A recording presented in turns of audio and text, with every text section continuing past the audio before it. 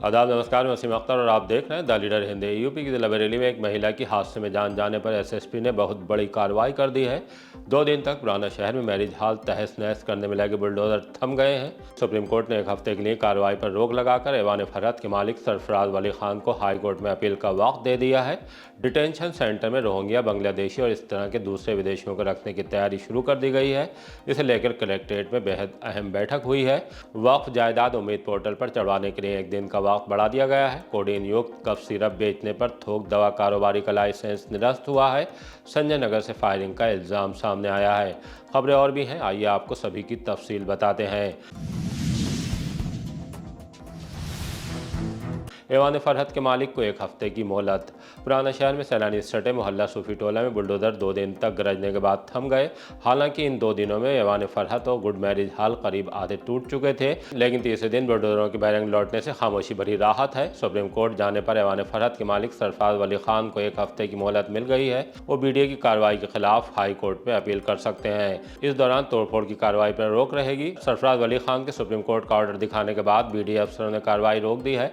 सुनवाते हैं कि सरफराज वली खान के अधिवक्ता वैभव माथुर और हमसे बातचीत में सैफ वली खान ने क्या कहा है। वैभव माथुर एडवोकेट। स्टे मिला है सरफराज वली खान जी को कि उनका जो दस्तीकरण चल रहा था 1 हफ्ते तक का स्टे मिला है कि 1 हफ्ते के अंदर हमें हाई कोर्ट अप्रोच करना है। सुप्रीम कोर्ट ने ये कहा है 1 हफ्ते तक किसी भी तरह का दस्तीकरण नहीं होगा। हाई कोर्ट में अर्जेंट मेंशनिंग ली जाएगी। किसी भी तरह का कोई नोटिस नहीं दिया गया था और सुप्रीम कोर्ट का ये सेट रूलिंग है कि 15 दिन का नोटिस के पीरियड के बाद ही किसी तरह का दस्तीकरण हो सकता है। हमें ना किसी भी प्रकार का नोटिस नहीं मिला। हमें सिर्फ जानकारी इस बात से मिली थी कि जब एसएसपी को एक लेटर लिखा गया था बीडीए के द्वारा ये कहते हुए कि हम दस्तीकरण करने के लिए आ रहे हैं, उससे हमें जानकारी हुई थी। 2011 का उन्होंने एक केस मेंशन करा था कि 2011 में कोई ऑर्डर हुआ। इस प्रकार का कोई ऑर्डर ना दिखाया गया, ना कोई ऑर्डर एग्जिस्ट करता है। ये कार्रवाई सुप्रीम कोर्ट के माध्यम से रुकी है। वहाँ पर हमने स्टे की गुहार लगाई थी और माननीय सर्वोच्च न्यायालय ने हमें जो है उसकी सहूलत दी और हमारे यहाँ जो कार्रवाई चल रही थी उस पर रोक लगाई। जब आपको आदेश मिला है तो उसके बाद ये लोग आए थे वहाँ पर? जी, ये लोग सुबह आ गए थे और इन्होंने अपने बुलडोज़र भी लगा दिए थे। हमने इनसे कहा भी कि जो है माननीय सर्वोच्च न्यायालय ने जो है स्टे दे दिया है हमें, लेकिन वो मान नहीं रहे थे। वो कह रहे थे कि जो आप हमें रिटन में दिखाइए, क्योंकि सुबह ऑर्डर हुए थे। अब एकदम हमारे पास भी उसकी ऑर्डर अवेलेबल नहीं थे, तो फिर हमने बहुत वहाँ सर्वोच्च न्यायालय में ये बात कही तो उन्होंने फ़ौरन ही जो है हमें ऑर्डर जो है भेजे। आपको जब नोटिस मिला है शनिवार को, तो उसके बाद आपने अप्रोच की थी सुप्रीम कोर्ट में या उसके बाद गए थे? नहीं, हमें नोटिस जो दिया गया, नोटिस हमें नहीं दिया गया था, ये एसएसपी साहब को और प्रशासन को दिया गया था, उनसे सुरक्षा बल मांगने के लिए और पुलिस फोर्स मांगने के लिए। उसकी एक कॉपी जो है इन्होंने हमें दी थी हफ्ते को रात में। दूसरे दिन संडे था और मंडे को ये लोग अपने जो है कार्रवाई करने सुबह 9 बजे यहाँ हमारे यहाँ आ गए थे। हमने जो है प्रशासन से भी बहुत अनुरोध किया। प्रशासन डीएम साहब से भी कहा, कमिश्नर साहब से भी कहा, वीसी साहब को भी से भी कहा कि जो है ये हमें मोहलत दी जाए हमारी सुनवाई। तो वहाँ से कोई ऐसी मोहलत मिली नहीं। तो फिर हम जो है हमने देखा 2 दिन हमारे यहाँ बुलडोज़र हमारा पूरा घर वगैरह सब गिरा दिया गया। पूरा हमारा जो ये पुराना बना हुआ हॉल था नीचे, ये सब गिरा दिया गया। हमारे परिवार के लोग सब बेघर हो गए। कितने परिवार रहते थे आपके? इसमें 3 परिवार रहते हैं जी। एक आपके वालिद, एक आप और एक मेरे छोटे भाई की फैमिली रहती है। कितना नुकसान हो गया वैसे भाई? ये हमें तो बिल्कुल बर्बाद कर दिया। देखिए हमारा घर था ये, तो आप देख ही रहे हैं पूरा खंडल बन गया है। ये जाने का रास्ता भी तोड़ दिया गया।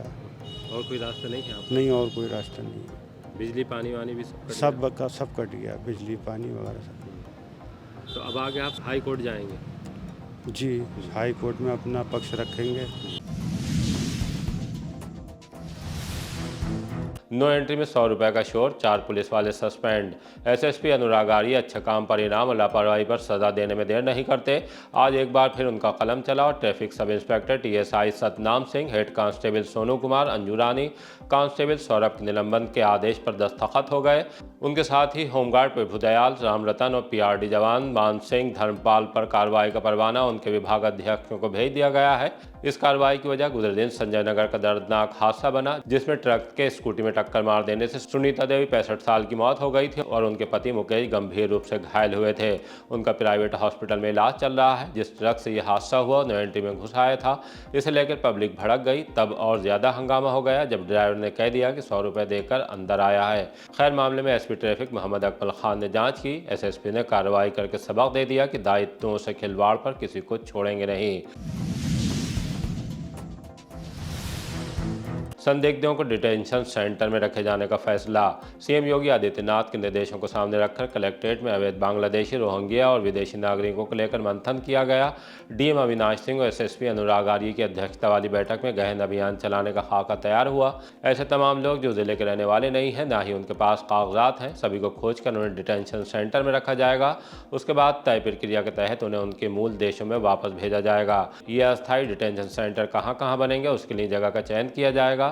एसएसपी ने किराएदार, घरेलू नौकरों, यूनिवर्सिटी और मदरसों में रहने वाले विदेशी स्टूडेंट की भी जांच के लिए मातहतों को निर्देश दिए हैं। नगर निगम के इलाके में रोहिंग्या बांग्लादेशियों की सूची नगर आयुक्त संजीव कुमार मौर्य को बनवाने की जिम्मेदारी दी गई है। बैठक में सभी प्रशासनिक और पुलिस के अफसर मौजूद रहे। वक्फ जायदादों के रजिस्ट्रेशन को एक दिन और। उम्मीद पोर्टल पर वक्फ जायदादों का पंजीकरण कराने के लिए तारीख एक दिन आगे बढ़ा दी गई है। जमीयत उलमाए हिंद के सदर मुफ्ती अबू जफर कासमी और सोशल एक्टिविस्ट शेख मोहम्मद फैज मंसूरी ने बताया कि वेबसाइट पर रजिस्ट्रेशन के लिए एक दिन आगे बढ़ने की जानकारी शो हो रही है, यानी 5 दिसंबर के बजाय अब 6 दिसंबर तक वक्फ जायदाद को उम्मीद पोर्टल पर दर्ज कराया जा सकता है। उन्होंने मुतवल्लियों से आह्वान किया है कि सभी जायदाद का रजिस्ट्रेशन जरूर करा लें।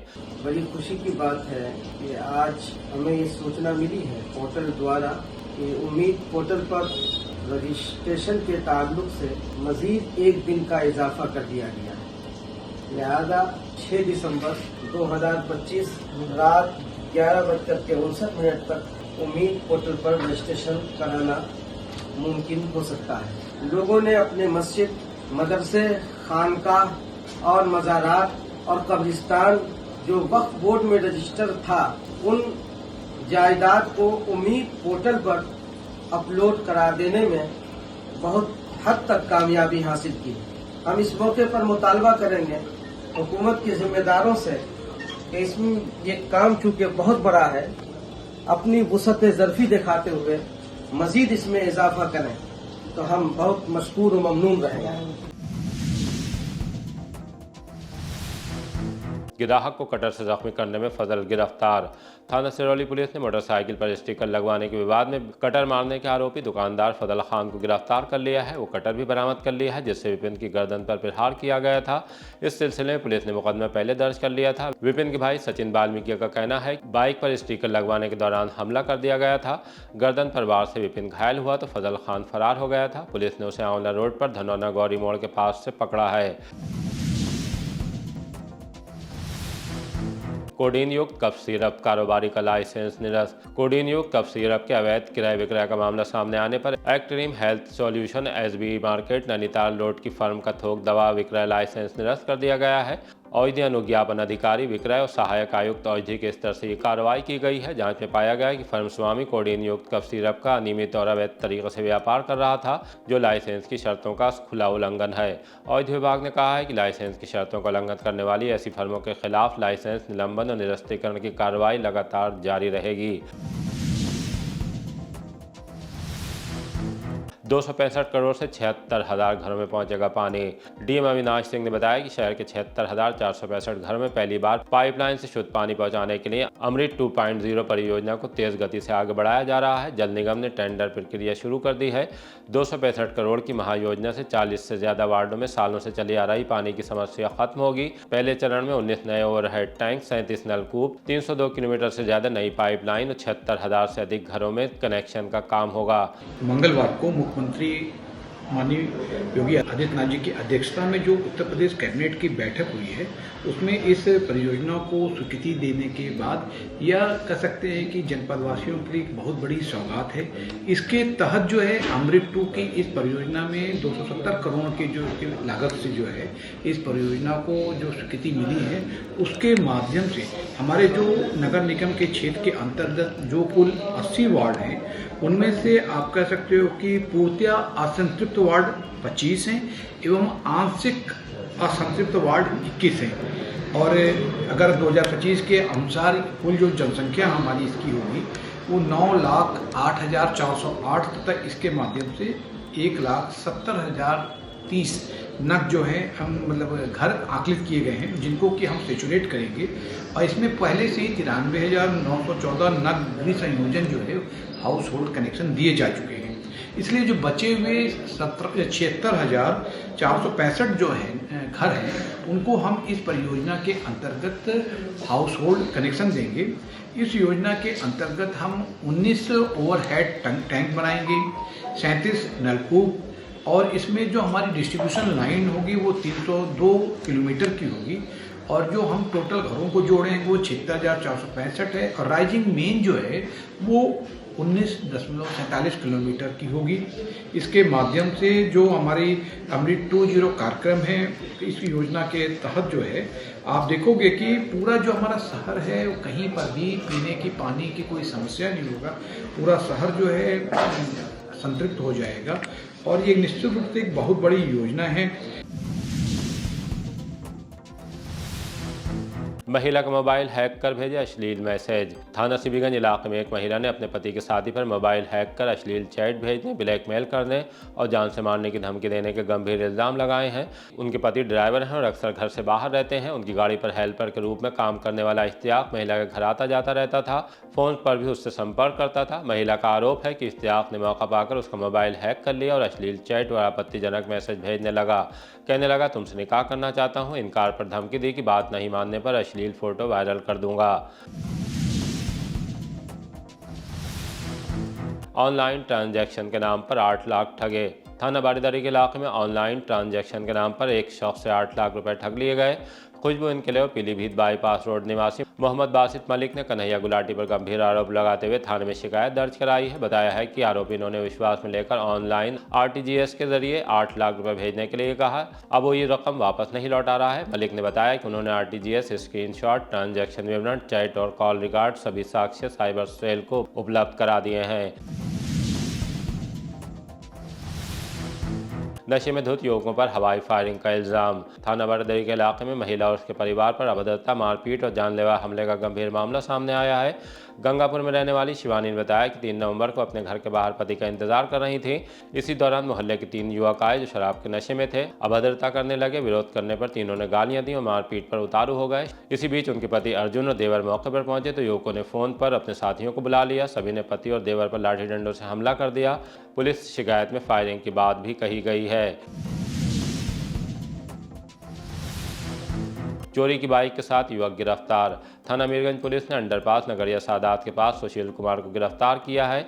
उसके पास से चोरी की bike, Bajaj Platina UP 22 AH 5340 और एक अवैध तमंचा 315 बोर, एक जिंदा कारतूस बरामद हुआ है। पूछताछ में आरोपी ने बताया कि उसने ये बाइक 1 दिसंबर 2025 को ग्राम नगला थाना मिलक से चोरी की थी। उसके खिलाफ शस्त्र अधिनियम और चोरी का मामला दर्ज कर कानूनी कार्रवाई की जा रही है। थाना देवरानिया पुलिस ने भी परवेज खान को गिरफ्तार किया है। उससे तमंचा 315 बोर, एक जिंदा कारतूस बरामद हुआ है। उस पर पहले गोकशी वगैरह के मुकदमे दर्ज हैं। गैंगस्टर एक्ट में 2 अभियुक्तों को 2-2 साल कैद।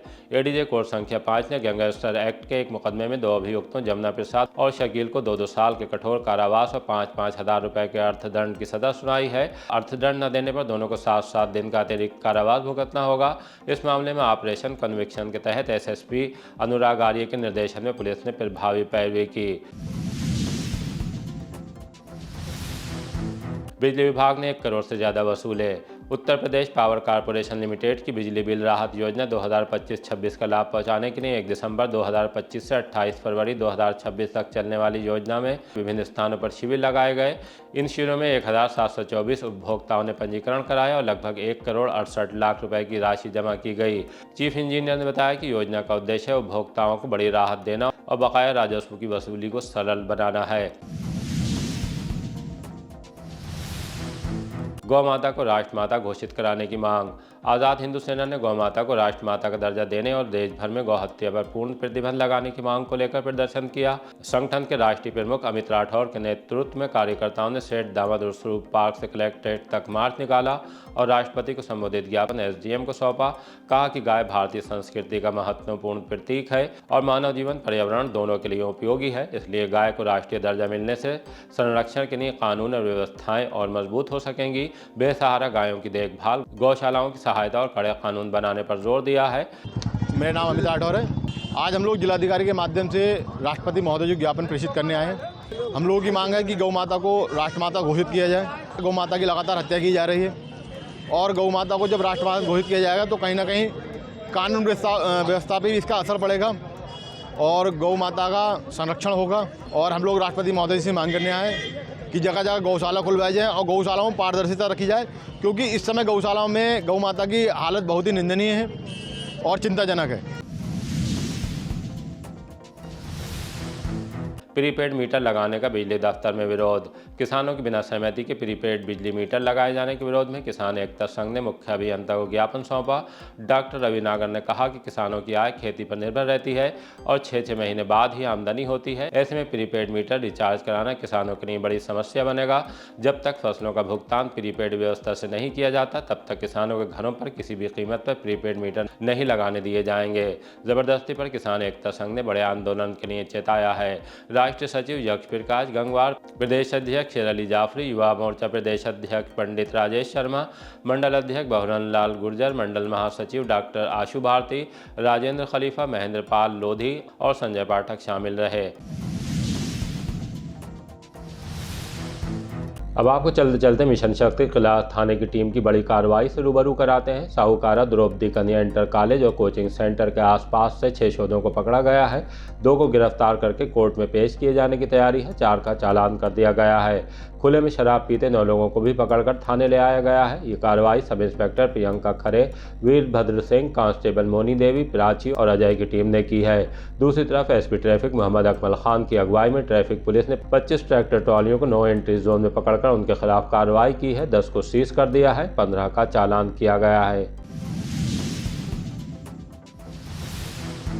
इसी तरह की ताज़ा अपडेट जानने के लिए देखते रहिए द लीडर हिंदी। विदा लेने से पहले हमारी आपसे गुजारिश है कि हमारी रिपोर्टिंग पसंद आ रही है तो खबरों को शेयर कीजिए और हमारे चैनल को सब्सक्राइब करके हमारा हौसला ज़रूर बढ़ाइए।